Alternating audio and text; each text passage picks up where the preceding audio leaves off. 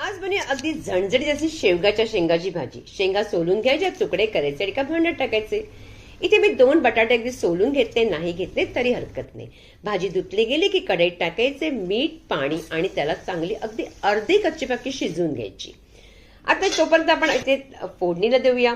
Pan मध्ये तेल चांगलं 2 चमचे घाला, मग जिरं घालायचे, कांदा घालून थोडासा परतायचे, मग घालायचे लसूणाची पेस्ट आणि त्याचबरोबर लाल तिखट, हळद घालून पुन्हा परतायचे. 2 हिरव्या मिरच्या टाकायचे, 2 टोमॅटो टाकायचे, कांदा लसूण मसाला, काश्मीरी लाल तिखट टाकायचे आणि त्यात पाणी घालून थोडंसं शिजू द्यायचे. इथे भाजी थोडीशी शिजली गेली ती त्याच्यामध्ये टाकायची, थोडंसं मीठ टाकायचे आणि पुन्हा ही भाजी त्याच्यावर परतायची. छान अशी परतली गेली की काय करायचं, थोडंसं गरम पाणी किंवा ती शेवगाच्या शेंगाचं पाणी राहिलं तर ते टाकायचं, झाकून ठेवायचा. जर बटाटा शिजला तर मात्र आपली भाजी अगदी मस्त झणझणीत रेडी होते. एकदा नक्की करून बघा, अगदी मस्त बनते. रेसिपी आवडली तर जास्तीत जास्त लाईक करायचंय.